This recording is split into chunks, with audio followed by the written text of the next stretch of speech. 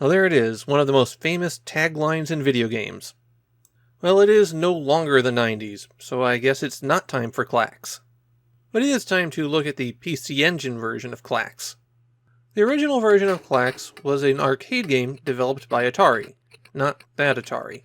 Or that Atari. Or that one. Or that one. There's been about a dozen different companies that have used the Atari name. This is the Atari that was the arcade division breaking off on its own, and not the one that was the console and computer side of things. This Atari would form their own console game division, steal Nintendo's patents, and then start making unlicensed Nintendo cartridges. Which is why for the PC Engine version, the developer and publisher is Tengen. In fact, this is the only PC Engine game they ever made. Klax itself was absurdly widely ported. By my count, there's 20 unique ports of the game, not counting emulated versions, and almost all of them were released in the early 90s. In fact, 2 of the ports were to the same system. In 1990, if you had something that could play games, you could probably play Klax on it. Klax is a well-based puzzle game, a genre that exploded in the wake of Tetris.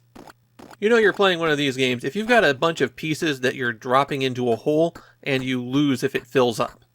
You keep playing by getting pieces to disappear from that well you're dropping them into. In the case of Klax, you do this by lining up colors. 3 or more in a row, and they disappear, dropping whatever was on top of them down a line. Horizontal and vertical connections are worth the least. Doing more than 3 gets you few more points. Diagonals are worth a lot of points. A chain reaction multiplies the score that you're getting. And the biggest score of all is making an X. 2 simultaneous 5-way diagonals with the final piece dropped square in the middle. The pieces in Klax roll down a track with 5 lanes towards your well. And if any of them fall off the end of the track, then you lose a bit of protection. If enough of them drop, and how many that number is depends on what difficulty you select at the beginning of the game, then it's game over.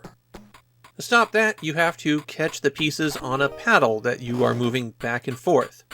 The paddle can have up to 5 pieces stacked on top of it, and you flip a piece off the top of that stack into the well by pressing button 1.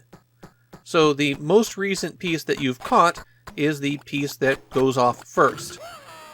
This paddle and stack method gives you an enormous amount of control over how you're placing pieces in the well, but pieces are coming at you too fast for you to be able to stop and think about how you want to do that. You're trying to build a structure down there for maximum points. You've got 3 different colored pieces on your paddle and another 4 coming down the line. You just don't have the time to sort things out.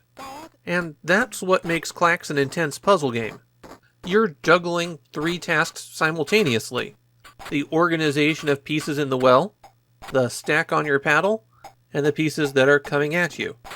The easiest way to get yourself in trouble in Klax is to try to score a lot of points, because it could be so easy to set up a chain reaction of diagonals, but only if you get the right pieces at the right time and can get the pieces off your paddle at the right spots. And suddenly that easy task has become a lot more complicated. You also have to be aware of the stage goals. Every level in Klax gets cleared when you complete a different condition, and then you get bonus points for the number of empty spaces left. You might just have to score a certain number of Klaxes, or 3 in a row, and it's just the quantity that matters.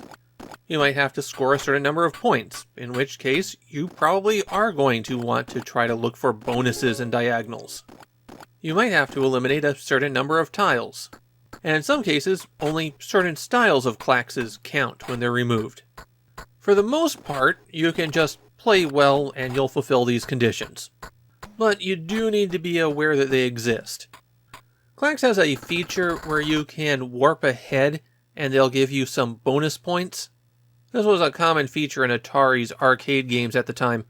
Usually, you'll score a lot more points by playing through the stages, but jumping ahead a lot of stages also gives you more chances to miss tiles. There is an ending to Klax if you manage to play long enough. Just clear 100 levels. It's okay if you can't pull that off. One piece to keep an eye out for as it moves down the line are the flashing ones, which are just wild cards.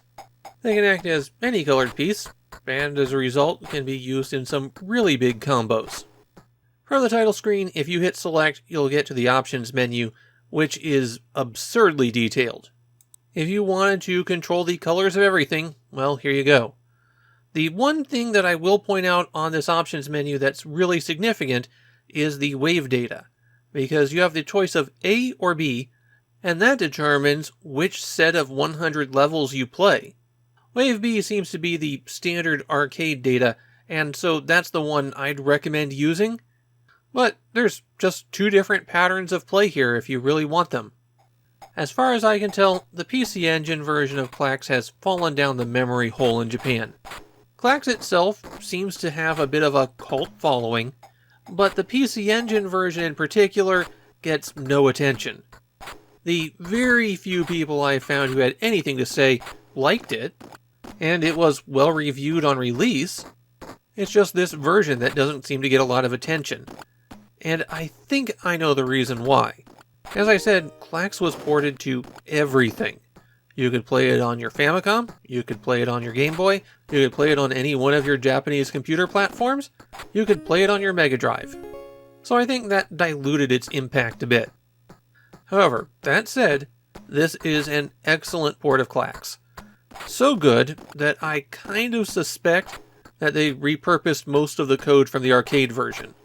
That detailed option menu, and how when you run out of credits and get a game over, it tells you to insert more coins, just makes it feel like this is a quick patch on top of the arcade code. As a game, I think Klax does a great job of expanding its genre.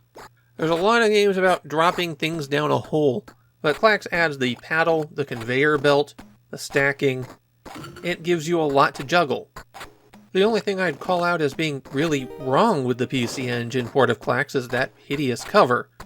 Never take a photograph of a television screen for your cover. If you wanted to play Klax, this is a great way to do it.